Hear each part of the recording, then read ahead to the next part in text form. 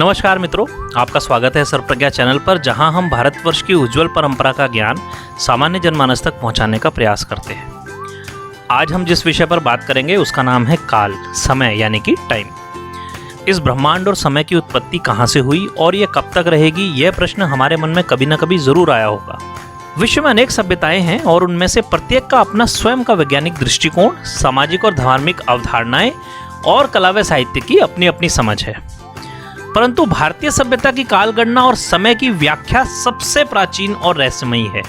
काल, जिसके द्वारा हम ब्रह्मांड में हो रही सभी घटनाओं और परिवर्तनों को मापते हैं। जैसे एक पेड़ या पौधे में होने वाला परिवर्तन हमें यह बताता है कि यह पेड़ कितना पुराना है, उसी तरह समय का प्रभाव सभी सजीव या निर्जीव वस्तुओं पर पड़ता ही है। आज के विज्ञान की माने तो समय और सृष्टि एक साथ ही शुरू हुए और इनकी शुरुआत हुई एक महाविस्फोट से, जिसको हम बिग बैंग के नाम से जानते हैं। जिस तरह गुब्बारे के दो बिंदु इसके बड़े होने पर एक दूसरे से दूर होते रहते हैं, उसी प्रकार ये ब्रह्मांड भी समय के साथ साथ फैलता जा रहा है। हमारे प्राचीन ग्रंथों में भी समय और सृष्टि के इसी प्रकार एक साथ उत्पन्न होने का उल्लेख विस्तृत रूप से मिलता है।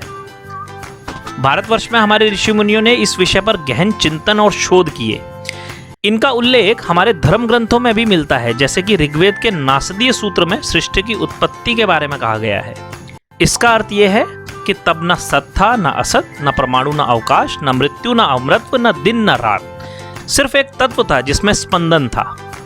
यह सारा ब्रह्मांड केवल विष्णु की कल्पना में है और उन्हीं की इच्छा मात्र से व्यवस्था टूटी और ब्रह्मांड की उत्पत्ति हुई और इसी के साथ समय भी शुरू हुआ। तभी से यह सृष्टि और समय एक साथ चलते आ रहे हैं। हमारे ऋषियों ने वेदों के माध्यम से कहा है कि ऐसा नहीं है कि सृष्टि एक बार बनी और एक बार नष्ट हो रही है। नहीं, ये तो एक कभी ना खत्म होने वाली निरंतर प्रक्रिया है। अब अगर हम भारत के कालगणना का इतिहास जानेंगे तो पता चलेगा कि भारतवर्ष में ग्रहों की गति का सूक्ष्मतम अध्ययन करने की परंपरा रही है और समय गणना हमारे यहाँ पृथ्वी, चंद्र, सूर्य के आधार पर होती है। हमारे यहाँ अनेक प्रकार के मापक बताए गए हैं। पृथ्वी अपनी धुरी पर 1600 किलोमीटर पर आवर की रफ्तार से घूमती है और एक चक्कर लगाने में उसे 24 घंटे लगते हैं। इसमें 12 घंटे दिन के, जिनको अहो, और 12 घंटे रात के, जिसको रात्र कहा जाता है। इसी से एक अहोरात्र बनता है। इस एक अहोरात्र में 24 होरा होते हैं, जिसे अंग्रेजी में आर बोलते हैं। इन सब पश्चिमी व्यवस्थाओं के अलावा भारत में समय को मापने की छोटी से छोटी और बड़ी से बड़ी इकाई हमारे धर्म ग्रंथों में बताई गई है। श्रीमद् भागवत में राजा परीक्षित महामुनि शुकदेव से पूछते हैं कि काल क्या है, उसकी सबसे छोटी इकाई क्या है, उसकी सबसे बड़ी इकाई क्या है। तो महामुनि शुकदेव का उत्तर बहुत ही आश्चर्य करने वाला है। वे कहते हैं कि परमाणु, अणु, त्रुटि, वेद, लव, निमेष, क्षण, लघु, नाड़िका, मुहूर्त, सप्ताह, पक्ष, मास और वर्ष आदि समय की इकाइयां हैं। 2 परमाणु, 1 अणु, 3 अणु, 1 त्रिश्रेणु। त्रिश्रेणु जो झरोखे में से होकर आई हुई सूर्य की किरणों के प्रकाश में उड़ता हुआ देखा जाता है। 3 त्रिश्रेणु को पार करने में सूर्य की किरणों को जितना समय लगता है उसे त्रुटि कहते हैं। त्रुटि का 100 गुना वेद, 3 वेद 1 लव, 3 लव 1 निमेष और 3 निमेष 1 क्षण होता है। 5 क्षण की 1 काष्ठा, 15 काष्ठा 1 लघु, 15 लघु 1 नाड़िका और 2 नाड़िका का 1 मुहूर्त होता है। ऐसे ही 6 या 7 नाड़िका को 1 प्रहर कहते हैं। ये प्रहर ही श्रीमद् भागवत के अनुसार मनुष्य के दिन या रात का चौथा भाग होता है। ऐसे 15 दिनों को मिलाकर 1 पक्ष बनता है और 2 पक्षों का 1 मास बनता है। ऐसे 6 महीनों का 1 अयन बनता है। उत्तरायण और दक्षिणायन, ऐसे 2 अयन मिलकर 1 वर्ष बनाते हैं। उत्तरायण देवताओं का 1 दिन और दक्षिणायन देवताओं की 1 रात होती है। उत्तरायण में भीष्म पितामह के शरीर त्यागने की कथा तो हम सब जानते ही हैं। इसी तरह देवताओं के दिन रात मनुष्यों का 1 वर्ष होता है।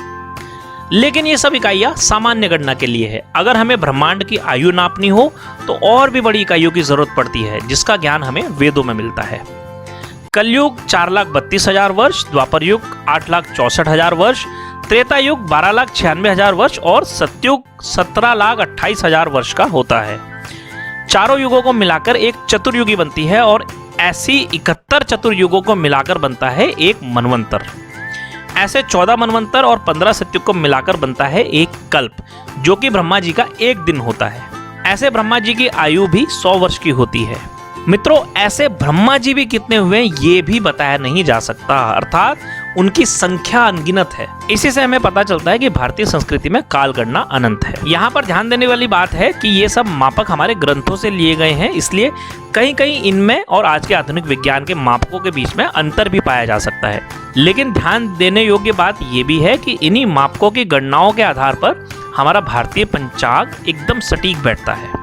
भारतीय मनुष्यों की गणना पद्धति को देखकर यूरोप के फेमस ब्रह्मांड वैज्ञानिक कार्ल सीगन अपनी किताब कॉस्मोस में कहते हैं कि विश्व में हिंदू धर्म एकमात्र ऐसा धर्म है जो इस विश्वास पर समर्पित है कि ब्रह्मांड में उत्पत्ति और लय की एक सतत प्रक्रिया चल रही है, और यही एक धर्म है जो समाज के सबसे छोटे से लेकर अनंत काल तक की परिभाषा करता है और पूरे तरीके से आज के विज्ञान के अनुरूप है।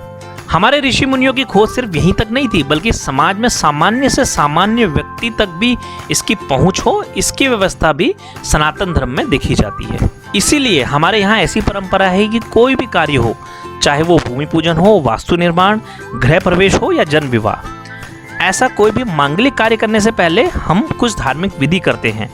उसमें सबसे पहले ये संकल्प लिया जाता है और इस संकल्प मंत्र में अनंत काल से आज तक का समय सहज ही ध्यान में आ जाता है। फिर इसके बाद अपने क्षेत्र का नाम, अयन, ऋतु, मास, पक्ष, तिथि और दिन का नाम लिया जाता है, और फिर समय और व्यक्ति का नाम गोत्र सहित लिया जाता है। आप लोगों ने भी ये मंत्र अवश्य कहीं ना कहीं किसी न किसी पूजा या धार्मिक कार्यक्रम में जरूर सुना होगा। जहाँ अन्य सभ्यताएं केवल कुछ हजार वर्ष पुरानी है और उनमें से कई तो लुप्त भी हो चुकी हैं, वहीं अनंत काल से चली आ रही हमारी भारतीय संस्कृति और सभ्यता इसी जीवन प्रणाली की वजह से न केवल जीवित है वरन फल फूल भी रही है। मित्रों, सर्वप्रज्ञा चैनल की ये जानकारी आप सभी लोगों को कैसी लगी ये जरूर बताएं। हम आगे भी भारतवर्ष के विराट और उज्जवल परंपरा और उसके सच्चे इतिहास की जानकारी आप तक लाते रहेंगे। आप सभी इस जानकारी को अपने मित्रों, परिवारजनों के साथ साझा करें और चैनल को सब्सक्राइब करके हमें प्रेरित करें। धन्यवाद। जय हिंद।